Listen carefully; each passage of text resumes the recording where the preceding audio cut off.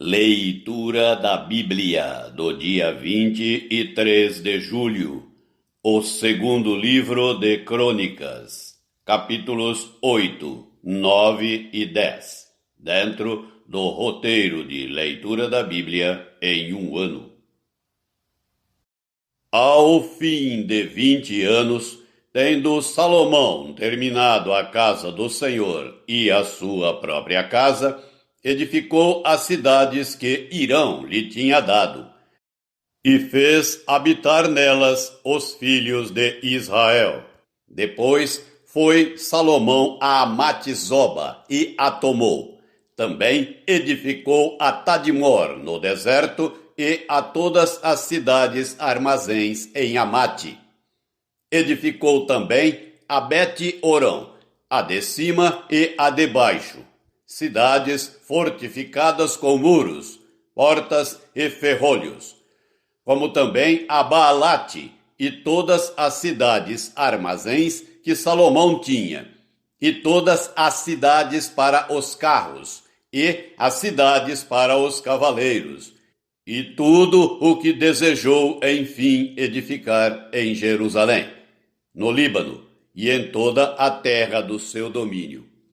Quanto a todo o povo que restou dos heteus, amorreus, ferezeus, heveus e jebuseus, e que não eram de Israel, a seus filhos que restaram depois deles na terra, os quais os filhos de Israel não puderam destruir totalmente, a esses fez Salomão trabalhadores forçados até hoje. Porém, dos filhos de Israel não fez Salomão escravo algum. Eram homens de guerra, seus comandantes, chefes dos seus carros e dos seus cavaleiros. Estes eram os principais oficiais que tinha o rei Salomão, 250 que presidiam sobre o povo. Salomão fez subir a filha de Faraó da cidade de Davi para a casa que a ela lhe edificara, porque disse: minha esposa não morará na casa de Davi, rei de Israel, porque santos são os lugares nos quais entrou a arca do Senhor. Então Salomão ofereceu holocaustos ao Senhor sobre o altar que tinha edificado ao Senhor diante do pórtico, e isto segundo o dever de cada dia, conforme o preceito de Moisés, nos sábados, nas festas da lua nova e nas festas fixas, 3 vezes no ano. Na festa dos pães asmos, na festa das semanas e na festa dos tabernáculos. Também, segundo a ordem de Davi, seu pai, dispôs os turnos dos sacerdotes nos seus ministérios, como também os dos levitas para os seus cargos, para louvarem a Deus e servirem diante dos sacerdotes, segundo o dever de cada dia, e os porteiros pelos seus turnos, a cada porta, porque tal era a ordem de Davi, o homem de Deus. Não se desviaram do que ordenara o rei aos sacerdotes e levitas em coisa nenhuma, nem acerca dos tesouros. Assim se executou toda a obra de Salomão, desde o dia da fundação da casa do Senhor até se acabar. E assim se concluiu a casa do Senhor. Então foi Salomão a Ezião-geber e a Elate, à praia do mar, na terra de Edom. Enviou-lhe Hirão, por intermédio de seus servos, navios e marinheiros práticos. Foram com os servos de Salomão a Ofir, e tomaram de lá 450 talentos de ouro, que trouxeram ao rei Salomão. Capítulo 9. Tendo a rainha de Sabá ouvido a fama de Salomão, veio a Jerusalém prová-lo com perguntas difíceis, com muito grande comitiva, com camelos carregados de especiarias, de ouro em abundância e pedras preciosas. Compareceu perante Salomão e lhe expôs tudo quanto trazia em sua mente. Salomão lhe deu resposta a todas as perguntas, e nada lhe houve profundo demais que não pudesse explicar.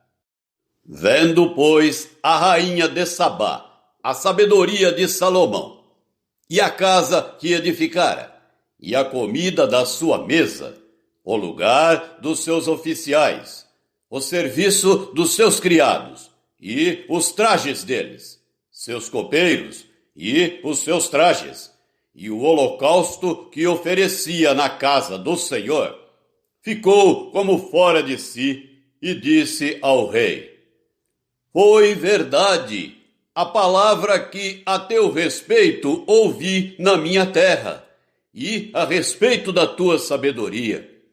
Eu, contudo, não cria no que se falava, até que vim e vi com os próprios olhos. Eis que não me contaram a metade da grandeza da tua sabedoria. Sobrepujas a fama que ouvi. Felizes os teus homens, felizes estes teus servos que estão sempre diante de ti e ouvem a tua sabedoria. Bendito seja o Senhor teu Deus, que se agradou de ti, para te colocar no seu trono como rei para o Senhor teu Deus. Porque o teu Deus ama a Israel, para o estabelecer para sempre. Por isso te constituiu rei sobre ele, para executares juízo e justiça. Deu ela ao rei 120 talentos de ouro, especiarias em grande abundância e pedras preciosas. E nunca houve especiarias tais como as que a rainha de Sabá deu ao rei Salomão. Os servos de Irão e os servos de Salomão, que de Ofir tinham trazido ouro, trouxeram também madeira de sândalo e pedras preciosas. Desta madeira de sândalo fez o rei balaústres para a casa do Senhor e para a casa real, como também harpas e alaúdes para os cantores, quais nunca dantes se viram na terra de Judá. O rei Salomão deu à rainha de Sabá, além do equivalente ao que ela lhe trouxera, mais tudo o que ela desejou e pediu. Assim voltou e foi para a sua terra, ela e os seus servos. O peso do ouro que se trazia a Salomão cada ano era de 666 talentos, afora o que entrava dos vendedores e dos negociantes. Também todos os reis da Arábia e os governadores dessa mesma terra traziam a Salomão ouro e prata. Fez o rei Salomão 200 paveses de ouro batido, 600 ciclos de ouro batido mandou pesar para cada pavês. Fez também 300 escudos de ouro batido, 300 ciclos de ouro mandou pesar para cada escudo. E o rei os pôs na casa do bosque do Líbano. Fez mais o rei um grande trono de marfim e o cobriu de ouro puro. O trono tinha 6 degraus e um estrado de ouro a ele pegado. De ambos os lados tinha braços junto ao assento e 2 leões junto aos braços. Também 12 leões estavam ali sobre os 6 degraus, um em cada extremo destes. Nunca se fizera obra semelhante em nenhum dos reinos. Todas as taças de que se servia o rei Salomão para beber eram de ouro, e também de ouro puro, todas as da casa do bosque do Líbano. A prata, nos dias de Salomão, não se dava estimação nenhuma, porque o rei tinha navios que iam a Tarsis com os servos de Irão. De 3 em 3 anos, voltavam os navios de Tarsis, trazendo ouro e prata, marfim, bugios e pavões. Assim, o rei Salomão excedeu a todos os reis do mundo, tanto em riqueza como em sabedoria. Todos os reis do mundo procuravam ir ter com ele para ouvir a sabedoria que Deus lhe pusera no coração. Cada um trazia o seu presente, objetos de prata e de ouro, roupas, armaduras, especiarias, cavalos e mulas. Assim, ano após ano. Tinha Salomão 4.000 cavalos em estrebarias para os seus carros e 12.000 cavaleiros, que distribuiu às cidades para os carros e junto ao rei em Jerusalém. Dominava Salomão sobre todos os reis, desde o Eufrates até a terra dos filisteus e até ao limite do Egito. Fez o rei que em Jerusalém houvesse prata como pedras e cedros em abundância, como os sicômoros que estão nas planícies. Importavam-se cavalos para Salomão do Egito e de todas as terras. Quanto aos mais atos de Salomão, tanto os primeiros como os últimos, porventura, não estão escritos no livro da história de Natã, o profeta, e na profecia de Aías, o silonita, e nas visões de Ido, o vidente, acerca de Jeroboão, filho de Nebate. 40 anos reinou Salomão em Jerusalém, sobre todo o Israel. Descansou com seus pais, e foi sepultado na cidade de Davi, seu pai, e Roboão, seu filho, reinou em seu lugar. Capítulo 10. Foi Roboão a Siquém, porque todo o Israel se reuniu lá para o fazer rei. Tendo Jeroboão, filho de Nebate, ouvido isso, pois estava ainda no Egito, para onde fugira da presença do rei Salomão. Voltou do Egito. Mandaram chamá-lo. Veio ele com todo o Israel a Roboão e lhe falaram: Teu pai fez pesado o nosso jugo. Agora, pois, alivia tu a dura servidão de teu pai e o seu pesado jugo que nos impôs, e nós te serviremos. Ele lhes respondeu: Após 3 dias voltai a mim. E o povo se foi. Tomou o rei Roboão conselho com os homens idosos, que estiveram na presença de Salomão, seu pai, quando este ainda vivia, dizendo: Como aconselhais que se responda a este povo? Eles lhe disseram: Se te fizeres benigno para com este povo, e lhes agradares, e lhes falares boas palavras, eles se farão teus servos para sempre. Porém, ele desprezou o conselho que os anciãos lhe tinham dado, e tomou o conselho com os jovens que haviam crescido com ele e o serviam. E disse-lhes: Que aconselhais vós que respondamos a este povo que me falou, dizendo: Alivia o jugo que teu pai nos impôs? E os jovens que haviam crescido com ele lhe disseram: Assim falarás ao povo que disse: teu pai fez pesado o nosso jugo, mas alivia-o de sobre nós. Assim lhe falarás: meu dedo mínimo é mais grosso do que os lombos de meu pai. Assim que, se meu pai vos impôs jugo pesado, eu ainda vou-lo aumentarei. Meu pai vos castigou com açoites, porém eu vos castigarei com escorpiões.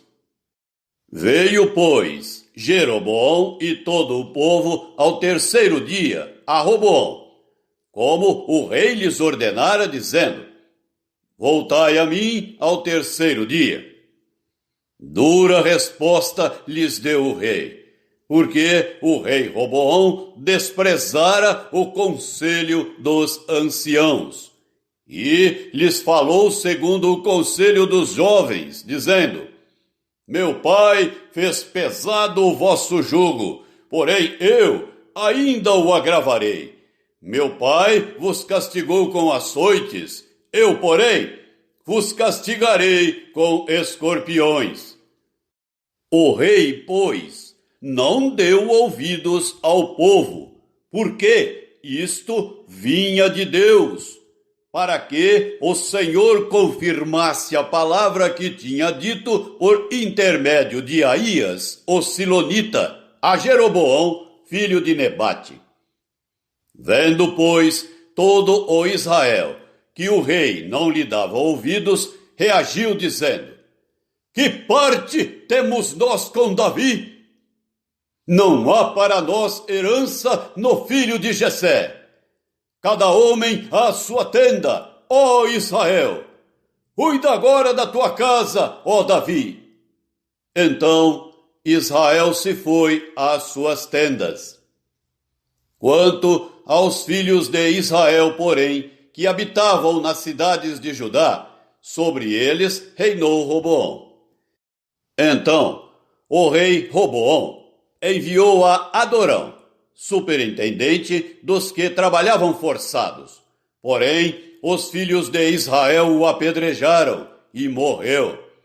Mas o rei Roboão conseguiu tomar o seu carro e fugir para Jerusalém.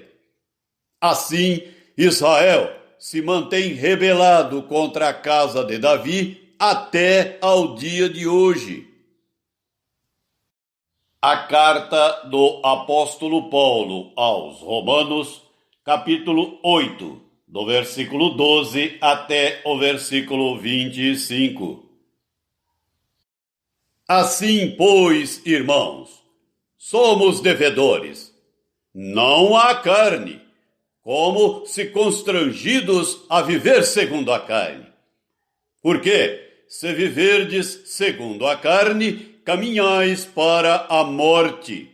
Mas, se pelo Espírito mortificardes os feitos do corpo, certamente vivereis. Pois todos os que são guiados pelo Espírito de Deus são filhos de Deus. Porque não recebestes o espírito de escravidão, para viverdes outra vez atemorizados, mas recebestes o espírito de filiação, baseados no qual clamamos: Abba, Pai. O próprio Espírito testifica com o nosso espírito que somos filhos de Deus. Ora, se somos filhos, somos também herdeiros, herdeiros de Deus e co-herdeiros com Cristo. Se com ele sofremos, também com ele seremos glorificados. Porque, para mim, tenho por certo que os sofrimentos do tempo presente não podem ser comparados com a glória a ser revelada em nós.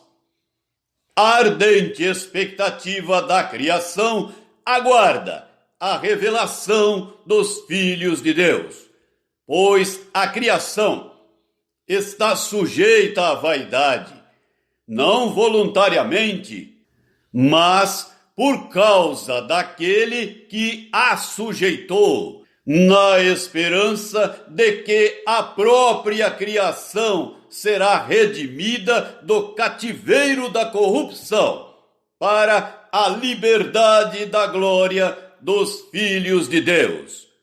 Porque sabemos que toda a criação, a um só tempo, geme e suporta angústias até agora. E não somente ela, mas também nós, que temos as primícias do Espírito, igualmente gememos em nosso íntimo, aguardando a filiação, a redenção do nosso corpo. Porque na esperança fomos salvos. Ora, esperança que se vê não é esperança, pois o que alguém vê, como o espera? Mas se esperamos o que não vemos, com paciência o aguardamos. Salmo 18, do versículo 16 até o versículo 36. Do alto me estendeu ele a mão e me tomou. Tirou-me das muitas águas. Livrou-me de forte inimigo e dos que me aborreciam, pois eram mais poderosos do que eu.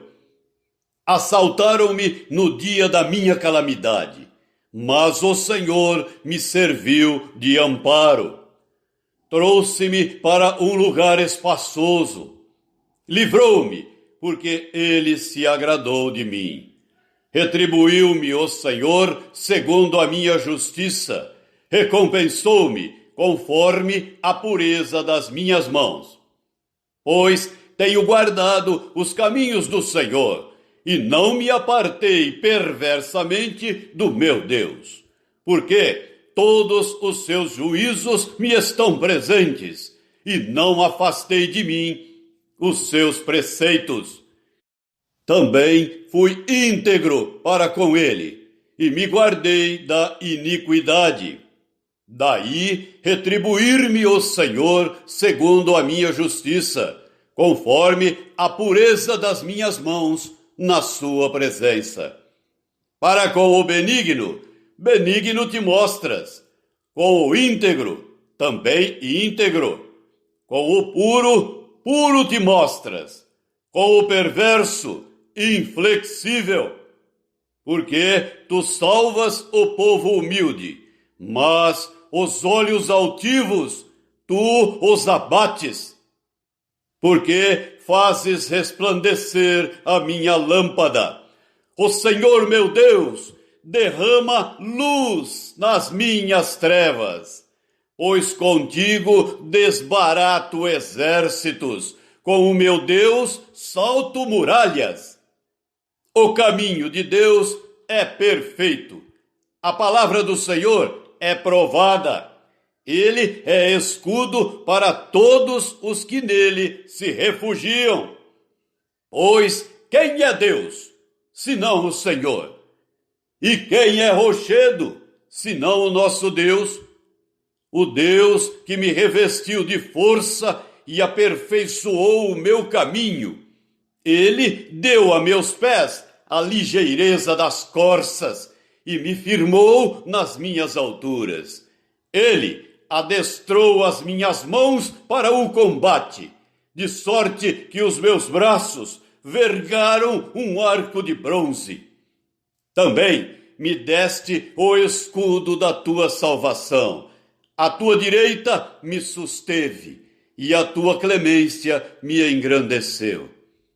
Alargaste sob meus passos o caminho, e os meus pés não vacilaram.